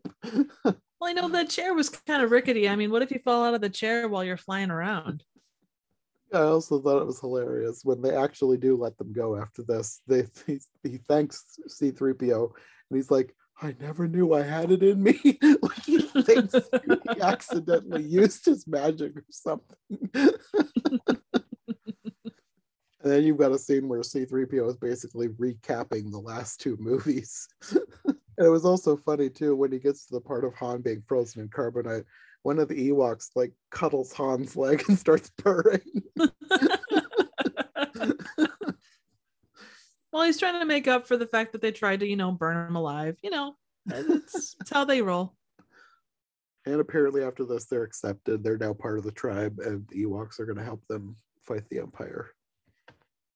And this next whole scene is a whole bunch of stuff that is very retconned, because there's all this dialogue. Like, this is the part where the revelation that they're brother and sister, but he asks Leia about her mother, and she says she died when I was very young, and she doesn't remember much, just images and feelings. But like, they were infants, literal infants. Like, unless they were it's less like a than infants, thing, they were freaking newborns. yes. Unless it's like a force thing, like she force remembered. I don't know. It's like that. Yeah, that's got it. That no longer. It's no longer very canon. But it is nice what she's saying, because she's like talking about how she was beautiful and kind but sad, and Luke is saying that he never knew his mother, and she's wondering what all this is about, what's bothering him. He says that Vader is here and he's coming for me and he needs to leave, and that he's my father. But he's really beating around the bush here. He is. There's more. He says, if I don't make it back, you're the only hope for the Alliance. And she's like, don't talk like that. And she says, you have a power that I can't understand and could never have. He's like, you're wrong, Leia. You have this power too. And in time, you'll learn to use it like I have. The Force is strong in my family. My father has it. I have it. My sister has it. And she's just like, the shocked Pikachu face meme. Exactly. All of a sudden, there's like that dum. He's like, yes, it's you, Leia. And she says, I knew. Somehow I always knew. And I was like, then why did you smooch him directly on the lips? She always felt close to him. It just happened to be the different kind of affection. That is kind of a Shakespearean thing, but there's no way in hell that was the way it was meant to be. No. They really went out of their way to make it seem like that was the plan for the whole time, but no, not remotely. It's the beginning of, well, I mean, the previous movie was the beginning of the many retcons of Star Wars. So every time Star Wars Yeah. movie comes out, there's more retcons added in. Oh yeah. And I think you'd get that of any series. Like there's Yeah. very few, like I've heard with Scarlet or the new Doctor Strange movie coming out, they were talking just generally how the MCU over since like the very beginning, something is said and then it gets retconned again and retconned again. So I mean, Mm-hmm. when you have a series that runs that long, Well, stuff. like, what was it? One of the Iron Man movies, like he saves a little kid, but then it's revealed, oh, that was actually Peter Parker. It's like Did they there was really? no way that when they made that movie, they thought, okay, let's put in this little kid, and then it's going to turn out he's Peter Parker. It's like, no, that was definitely a retcon. Oh, definitely. Definitely not. Yeah, that would be weird. And they just can't leave it alone. They absolutely have to put it in there as a thing. I think at this point she's telling him that he should run away, and he tells her that he can't. He has to confront him. There's still good in him, and he has to try. And then he leaves, and Han comes out, and then you get some more beating around the bush because she doesn't tell him what's going on at this point. Which I guess she still needs to process it herself, but I don't know. Nobody tells anybody anything at this point, too, because of that she's not telling him anything. This is where he starts to think that she has a thing for Luke. I mean, he already saw her kiss Luke directly on the mouth in the previous movie, so he's not unwarranted in thinking this, but it's more of that pushing the love triangle, even though there's definitely no longer a love triangle happening. He just thinks there is. Oh, absolutely. Luke has, at this point, turned himself in, and he's brought to Vader. He calls him father, and Vader says, so you've accepted the truth. He says, I accept that you were once Anakin Skywalker. And he says something like that name no longer has any significance to me, or something like that. And he says, it's the name of your true self you've just forgotten. I know there's good in you, and you couldn't destroy me. And he says something like, Obi-Wan once thought as you do, and you don't know the power of the dark side. I must obey my master. So he's bringing him to Palpatine, even though Luke thinks that he won't. Right. He has faith in his friends. I think at this point, the Ewoks and the rebels are sneaking in at the same time. The rebellion is prepping to jump to hyperspace. So they're going to be shutting this thing down at the same time they jump out of hyperspace. At least that's the plan. It doesn't work that way, but that's what they're trying to do right now. It never does go to plan. And then you have another hilarious line from C-3PO. Oh my, Princess Leia, I'm afraid our furry companion has gone and done something rather rash. He does that a couple times, and it's great. Yes, the Ewok stole a bike. So all the speeder bike troopers chase Wicket. I think there's only one left. So they all get in and overpower the one guy. Like the sounds that he makes too when he's riding the bike are just hilarious. I like the sounds of the Ewoks. Yeah. And while this is all going on, Luke is brought to Palpatine. Palpatine sends his guards away, which I thought was not that smart, but I know he has his own plan, but it's still dumb to send away your guards, especially because his plan doesn't work out either. So, and he says he's looking forward to completing Luke's training. They have a back and forth like, you're mistaken. No, you're mistaken. And Luke tells him, soon I'll be dead and you with me. And then Palpatine reveals that the rebel fleet is on its way because he let them have this information. Like, the whole thing is his plan from the beginning. And he knows that they're trying to turn off the shield generator and they're all going to be captured anyway. And Luke tells him that your overconfidence is your weakness. And he says, your faith in your friends is yours. Classic line. And then this is where the rebels jump out of hyperspace and the shield is still up. And they're trying to figure out what's going on. And then, of course, you have Admiral Akbar and his classic line, It's a trap! And then the fleet that was sent to the other side of the planet comes back, and then there's a huge space battle. Palpatine is telling Luke that they'll watch the end of the Alliance and the destruction of your friends and the rebellion and all his evil lines. And that's not supposed to be funny, but he's sitting in his throne and he has the lightsaber and he's like, you want this, don't you? It's like, well, hell yeah, I worked really hard on making that.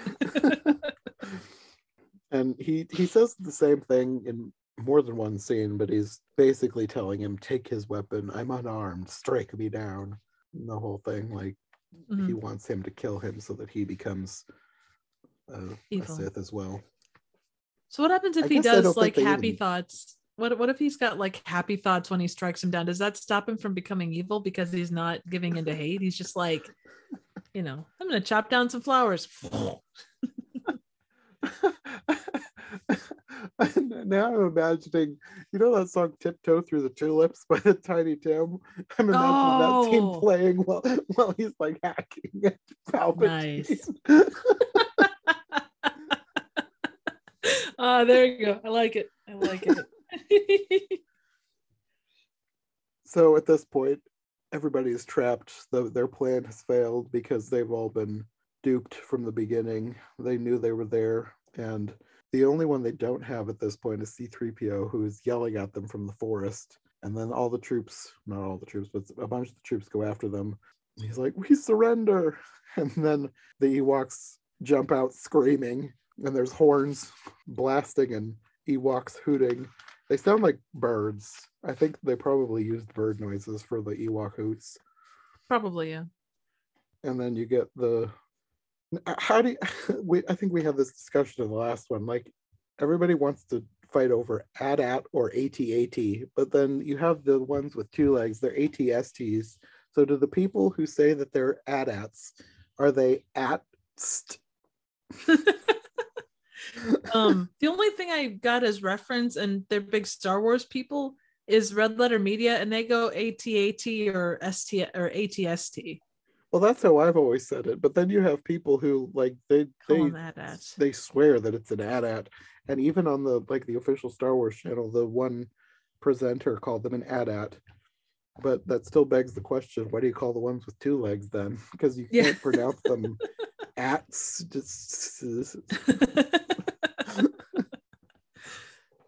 I have no idea.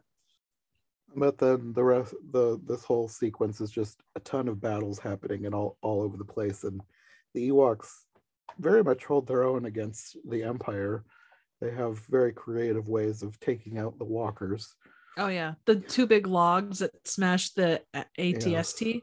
Love that. And some of them are using slingshots, and one of them accidentally slingshots the back of his own head. That wasn't Wicket, was it? I don't know. I don't think so. But you have the battle in space too, and the Emperor doesn't want them to actually kill the rebels yet. He says he has something special planned. And then he orders the Death Star to fire. And it turns out it is operational. They thought it wasn't, but it is. And Admiral Akbar wants to retreat at this point, but Lando basically says, we're here, we're never having another chance again. He wants to wait for Han to get the shield down, because he still thinks it's going to happen. And they are trying to get in, because they've managed to get away from their captors. And R2 is trying to get into the bunker, and he ends up getting zapped. C-3PO was like, R2, why did you have to be so brave? And then Han tries to jimmy the door and makes the outer door is shut. Yes. So when the Death Star starts firing, Lando has all of his fighters go in and attack the Star Destroyers at point blank range, because if they're that close, the Death Star is not going to fire on their own ships. I think they're putting way too much faith in that Palpatine is going to try and save him. I love the when they target fire on the Super Star Destroyer, and that one A fighter or A-wing like is rolling like crazy, and then you see him scream, and then he blasts through the command tower or the command level and just blows it to Kingdom Come. Mm-hmm. And through all this, you have Luke and Palpatine still going back and forth, and he's still telling him that he should take his lightsaber and strike him down, and his journey to the dark side will be complete. And at this point, he does try, but Vader stops him.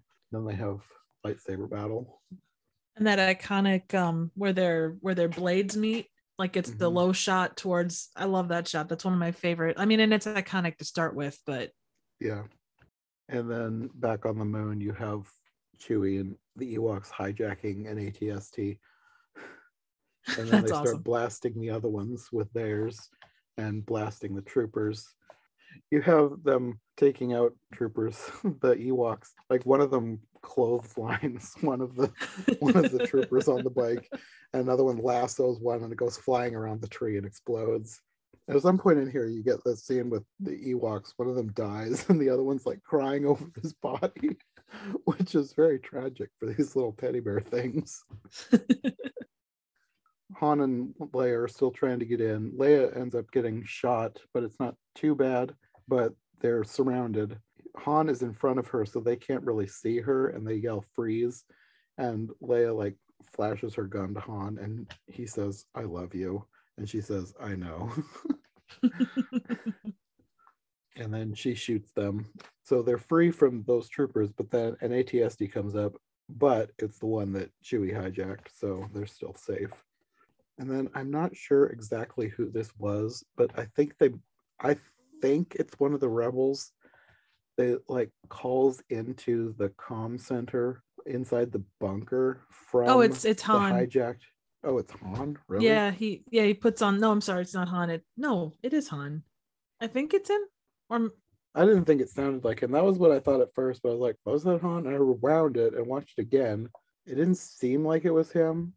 And Han was still outside the doors of the bunker, so I wasn't sure.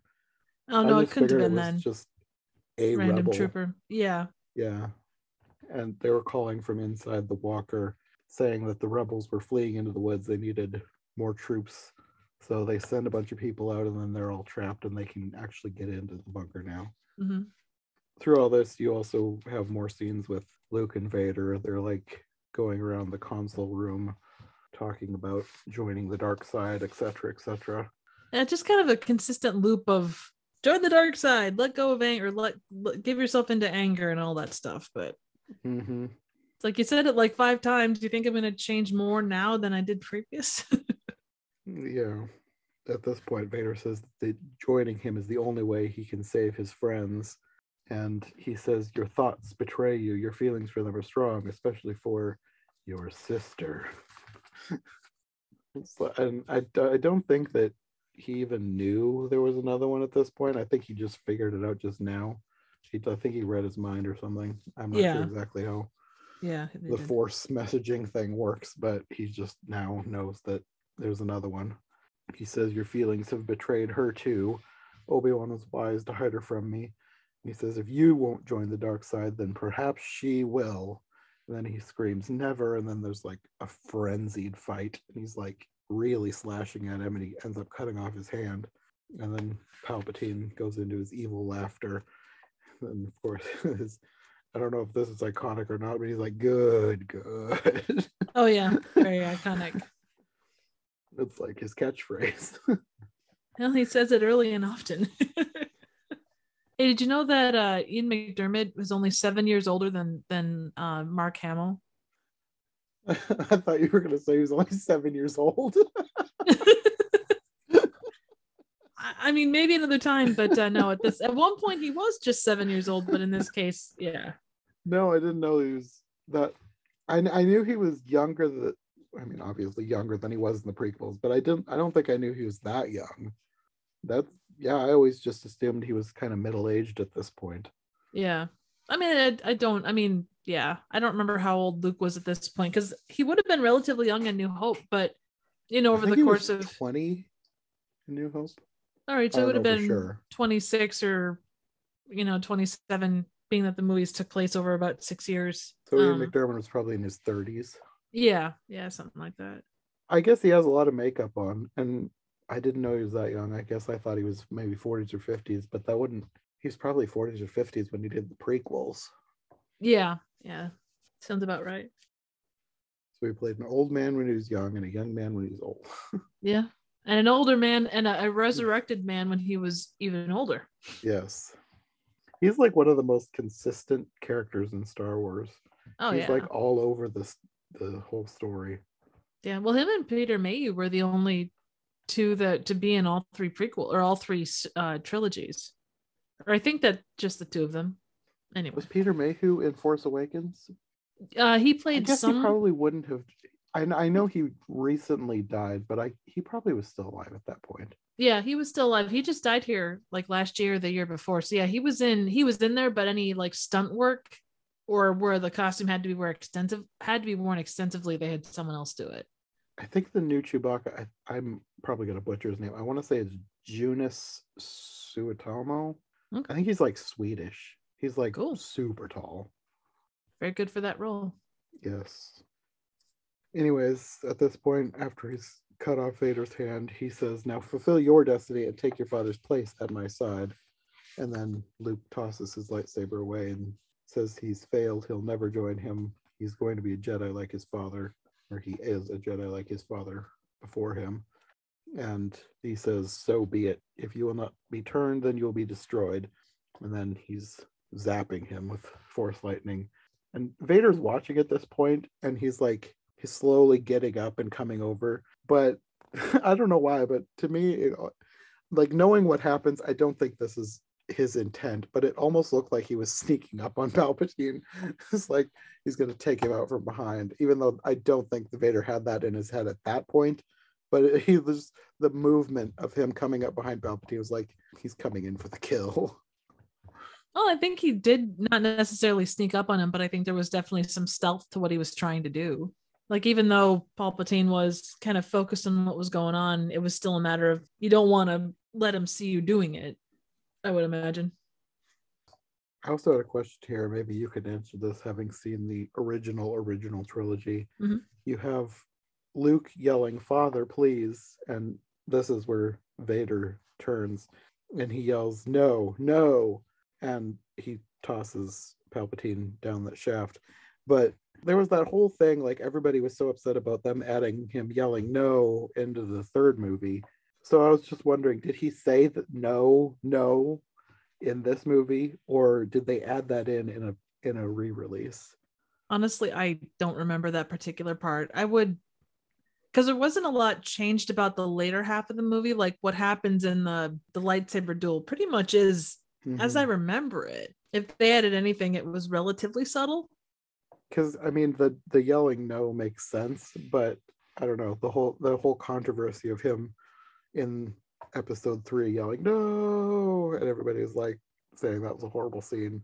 It just made me wonder about him saying "no" in this version. I mean, that might have been why they had him say it in the third one. Well, that Because was he my said it in thought, this. but yeah, I'm not I don't know. Of that. I don't remember 100%. So,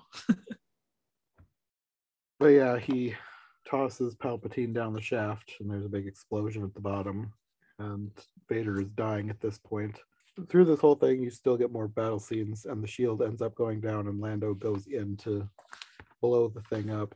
So they're like flying through the middle of the ship while Luke is trying to help Vader get out, and Vader's telling him that he wants to be left behind, but he wants Luke to help him take off his helmet so he can look at him one time with his own eyes before he dies. And after he looks at him, he wants to be left behind, and Luke won't leave him behind. He says he's going to save him. He does end up pulling him out, but he doesn't live. He dies. I can't imagine how heavy Vader would have been with all that equipment and stuff. I mean, the whole suit itself was got to weigh as much as a person. Yeah. Thank God Luke had that force strength about him. That would help. But yeah, as he's dying, he tells him that he was right, and he says, "Tell your sister that you were right." So Lando ends up getting to the middle of the Death Star. They blow it up and escape, and Luke also escapes just in time. The thing explodes, and you see down on the planet, all the Ewoks are cheering, and Han is looking up, and he's like, "I'm sure Luke got out of that thing before it blew up." And Leia's telling him something like, "He did, I feel it." And Han says, "You love him, don't you?" "Yes." He's like, "All right, I understand. Fine. When he comes back, I won't get in the way." And then she's like, "It's not like that. He's my brother." And then it's his turn for the shocked Pikachu face. And then they kiss. And then there's trumpets and partying. and also a funeral pyre for Vader. And it's But funny that there was all the like celebration fires from the Ewoks, then you had Vader on fire as well. yeah, this is where you get another controversial add-in where you get views of partying all over the galaxy. You get Bespin, Tatooine, Coruscant, and also It's Naboo, and you hear somebody yell, "We so free!"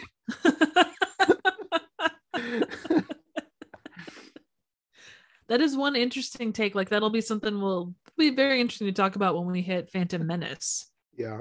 Just with the portrayal of Jar Jar and all that stuff. Mm-hmm. And then you have the Ewok party.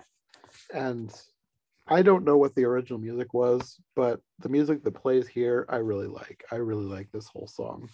Mm-hmm.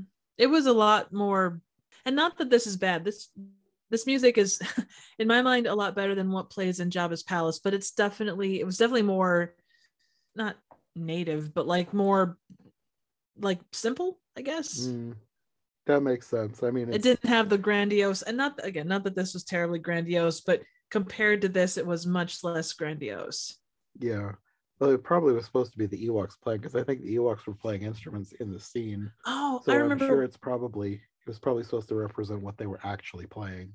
Right. I'm trying to think. I'm completely drawing a blank. The music that plays in the end of this one, it doesn't have a vocal track, does it? I don't think so. Because I if think I'm it's just thinking orchestral. correctly, okay, because if I'm thinking correctly, I think the original song had a vocal track to it, not like, stanzas and stuff, but just it kind of had like some vocalizations to it. I'll see if I can find it and send it to you. Okay. I also thought it was kind of hilarious, this whole party scene. You have pilots and some of the rebels, they're like awkward dancing in the Ewok party. Just like kind of slightly grooving. It was like what somebody's dad might do at a high school reunion or something. And it was also cute because you have an Ewok hugging R2 at some point. And then, of course, it ends on one of the most controversial changes. Oh yeah. Which this is one that I actually do know the change because like I said, I saw the 97 version. So this is before Hayden Christensen. So I did see the original. And I don't really feel strongly one way or the other, but I think George Lucas's reasoning makes sense for why he changed it, because his reasoning was that the Force ghosts appear as their own memories of themselves. And like Anakin, I mean, he basically ceased to become Anakin when he became Darth Vader, but like he wouldn't even know what he looked like other than the deformed, mutilated, burnt version that was under the helmet. So it doesn't really make sense to have this totally unknown person. I mean, you know who he is because context, but I guess his reasoning for replacing the original with Hayden Christensen, to me, it makes sense. So I'm not like offended by the change like some people are. It's one of those things where I'm of two minds about like the changes of this trilogy. Because as creators, we both know that like nothing is ever like 100% the way we want it. There's Mm-hmm. always things that change, technology changes, you kind of look at it and go, oh, well, I could do this or I could do that. And it's Mm-hmm. hard to balance. And I think especially with George Lucas, it's hard to find that balance between, yes, we can make these changes, but should we? Yeah. That's always what I come down to. And some of the changes that are made, and it's goofy stuff, like the music that's played in Jabba's palace. Music is great. Do we need Cy Snooties is fine.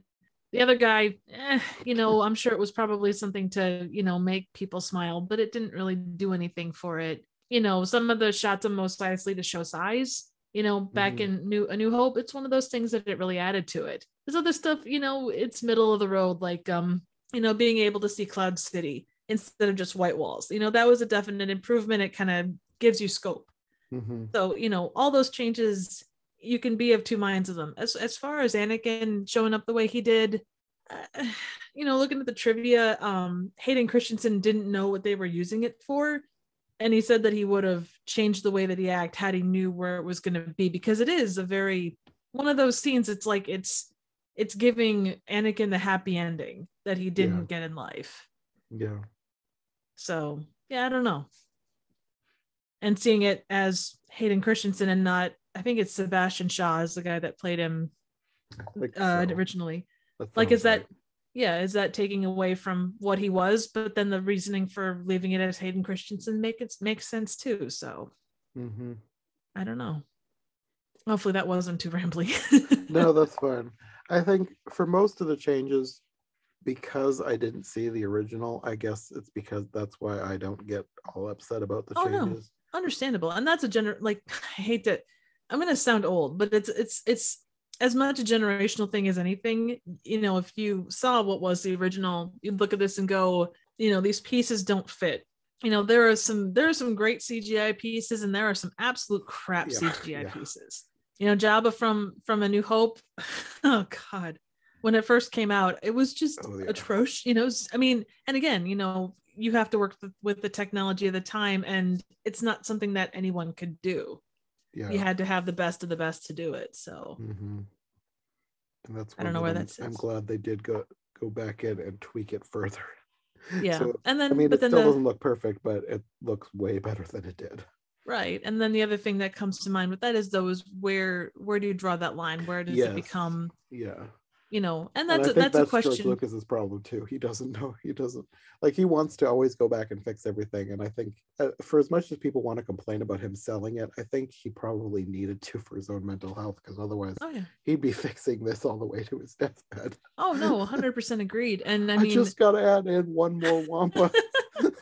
It's over there. It's behind that dumpster. Exactly. And I think that was a lot of the criticisms that came down. However you feel about the prequel trilogy, like, there was no one to edit what George Lucas wanted. No one said, hey, you need to tone this back. Let's refocus on whatever this is. And that was, if there's one consistent problem that most people agree on, it's that, you know, he was surrounded by folks that didn't say, hey, reconsider. Yeah, because from what I've read, with the original trilogy, he had his vision, but he also had editors and people who rewrote his scripts and made them better. And he did not have that with the prequel trilogy. And I mean, you can argue for creative freedom, and it's nice that he did have that freedom, but it also would have been nice if he could have had somebody who could have helped him see that he could have made some tweaks on some things and made them better than he had originally envisioned. Oh yeah. Because, like, I think I've said this before, I don't hate the prequels, I don't hate the sequels, but I can see the problems that everybody has with them. And some of them I agree with. It doesn't make me hate them or anything, but I agree that they could have been a lot better. And I think that's probably one of the biggest things that could have been better with the prequels, is he just needed somebody just to go in and give his scripts a once over before they went out and filmed them. Oh, agreed. Do some rewrites. I mean, George Lucas is, and it doesn't take much to see, he's a grand vision guy. Yes. Like, and yeah, like you say, he had people that like translated what he wanted down into what worked. I mean, and even you look at the original trilogy, and there is some clunky ass dialogue in there, but it probably would have been even more clunky if somebody hadn't gone in and touched 100%. it up a bit. 100%. And it's, and I mean, you had, again, that same great grand scheme in the prequel trilogy, but the dialogue was a ton more clunky. And I mean, there was some lack or something lacking when you're talking about a lot of the characters. They didn't have the dimension that the original trilogy characters had as much. Mm-hmm. And that's, I mean, you know, hindsight is 2020, and the further you get away from something, the more nostalgia and just remembering the good stuff about that kicks in. Mm-hmm. But it still has to be acknowledged that, you know, and the original trilogy, as much as I love it, does have its fair share of flaws too. But, you know, it's like anything. The older something gets, the more you're going to say, oh, you know, it was good. So, I mean, I'm sure after Return of the Jedi came out, especially after the strong showing of A New Hope and Empire, you probably look at it and there's probably a lot of people that looked at that the way that a lot of people look at the sequel trilogy or the original or the prequel trilogy. I feel like I heard that there were people who were really mad about the Ewoks. Like, they were like, why do they put these adorable little teddy bears are there. These are just for kids. Where's my serious space opera? I mean, Well, I'm that's sure the they didn't thing. say that exact same thing, but I think that was some people's Oh yeah. takeaway. Oh no, 100%. I mean, people look at other movie fans now and say, "Oh, well, this and that and the other thing." It's not anything new. I mean, these are the same charges that have been levied against movies since the creation of movies. Go back to books, go back to any kind of media, anything that you can make criticisms about. Mm-hmm. I mean, even when they came up with, fake movie titles just to, throw off, diehard fans in the desert. I mean, they know it's more widespread because we have the internet, we have social media, but it's not a new concept by any stretch of the imagination. I wonder where all those fans were getting their information from without the internet. Like, how would they know to stalk them all the way to the Arizona desert? I'm sure that there was insider things. I mean, there's probably newsletters. There's probably I mean, it's CB. It probably wasn't CB radios, but there was it wasn't like communication automatically started with the internet. They had their ways of Yeah. doing it. The same way they built the pyramids, the way that they built the pyramids. Aliens? Exactly. Well, in Star Wars cases, probably. Oh my god, that was good. Proud of you. Oh, the one thing we haven't touched on, and this is kind of a random thing, but the fact that the original title of this movie was Revenge of the Jedi, not Return of the Jedi. Oh yeah, I had heard about that. And it was changed because the producers thought the Jedi wouldn't seek revenge due to their ethical code. But there were posters that were put out early. So if you can find one of those, it's worth bank. Interesting. I didn't realize. I mean, I'd heard the name Revenge of the Jedi. I don't think I'd ever heard that it got as far as poster stage. Well, and that it was probably pretty early on for that though, too. It's like, anything 6 months or, well, I guess it'd have to be more than that. And it could have been pretty late in the game that they changed the name of it too. Probably, it could be as late as editing stage. Mm-hmm. Also, the movie grossed $252.5 million domestically and $418 million worldwide on a $32 million budget. That is really good. That's amazing. I kind of wish that more, I don't want to say big budget, but like that kind of movie, I wish that more of them would be made with a smaller budget, just because I think people can be more creative on a smaller budget. I don't know. It seems like they over rely on CGI and wow factor with the more budget they're given. And I just think it's interesting when people can make a really interesting small budget epic. And look at the likes of Blair Witch. Like the budget on that was tiny, but it took off and did its thing. I mean, I think it's one of those things where regardless of age, again, it's kind of that same thing where, you had big budget movies that flopped back then and, it was spent on probably fancy craft services or something like that instead of CGI. But no, I agree. If you could, those surprise hits, the ones that you don't expect. Mm-hmm. So how does one finish this off? Well, I guess that's probably all we've got for today. Something like that. We're done with the originals. We will probably move on to the prequels next, unless you want to do one of those Ewok movies. No, I think I'll be okay. Thanks. Yeah, we'll probably do Phantom Menace next. I don't know when we'll do that, but eventually we will get to Phantom Menace. So until then, you want to let people know where they can find you? May the force be with you.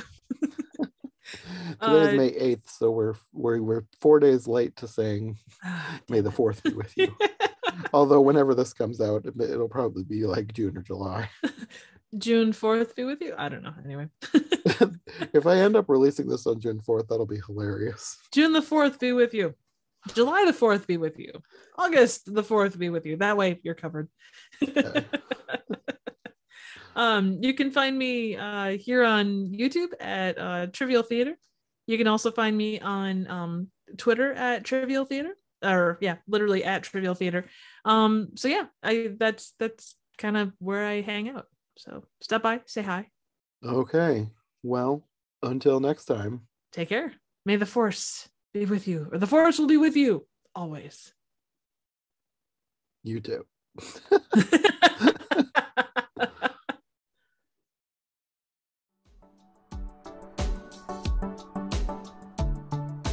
Thanks for listening to this episode of the I Heart Movies podcast. If you like what you've heard, make sure to subscribe on your preferred podcast platform or to the I Heart Movies YouTube channel. Make sure to follow my co-host as well. Any relevant links will be in the description for easy access. We'll be back soon with another brand new episode, so thanks for listening, and we'll see you next time.